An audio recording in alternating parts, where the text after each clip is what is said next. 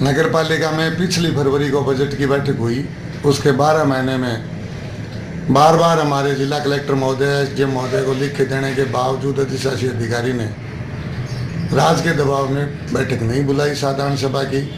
इस बैठक से पहले भी हमने श्रीमान जिला कलेक्टर को जनहित के 9 मुद्दे लिख के दिए थे कि इनको कृपया बजट बैठक में शामिल किया जाए, लेकिन पालिका अध्यक्ष ने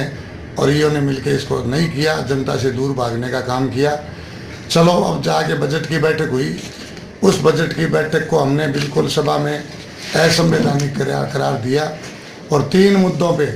हमने श्रीमान अधिशासी महोदय को प्रश्न पूछे और तीनों में वो जवाब देने में सक्षम नहीं हुए। नंबर 1 कि जो प्रति बजट की राज्य सरकार को पारित करके भिजवाई जानी थी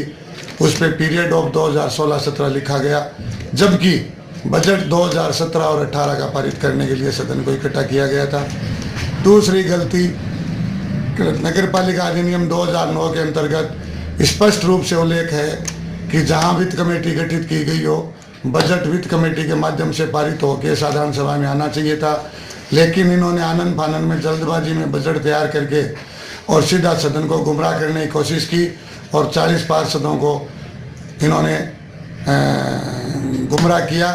और हमने तीसरी गलती इनकी ये बताई, श्रीमान अधिशासी अधिकारी महोदय छुट्टी पे थे और सिर्फ 5 दिन 6 दिन की छुट्टी में अचानक किसी कार्यवाहियों को चार्ज दिया जाना कहीं नियमों में नहीं है और न ही इनके अधिकार में है। चार्ज देने का कार्य डिप्टी डायरेक्टर बीकानेर को है और उनसे इनको चार्ज लेना चाहिए था। इन्होंने विधिवत कोई चार्ज नहीं दिया। हमने बार बार अधिशासी अधिकारी महोदय से पूछा कि अगर आपने लिखित में योग आदेश दिया है तो आप कृपया सदन में रखें। सदन में हमारे आग्रह के बावजूद इस प्रकार का कोई आदेश नहीं रखा गया। इन 3 गलतियों के कारण हमने इसको बैठक को असंवैधानिक करार दिया, लेकिन बहुमत के जोर पे हमारी कोई बात नहीं सुनी गई और न किसी मदों पे आय और व्यय की मदों का जिक्र किए। राशि कहाँ से आएगी, राशि आगामी साल में हम कहाँ खर्च करने जाएंगे, पूरे सदन को तानाशाहीपूर्ण रवैये से गुमराह करते हुए इन्होंने बैठक को रद्द कर दिया, जिसका हम घोर विरोध करते हैं। और बैठक में हमने जो 12 माह से बैठक बुलाने का आरोप लगाया, उनके इन्हीं के पार्षदों ने,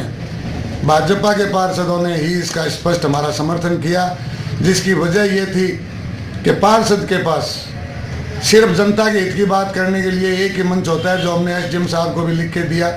कि साधारण सभा की बैठक में ही पार्षद अपने वार्ड की समस्या रख सकता है। लेकिन इन्होंने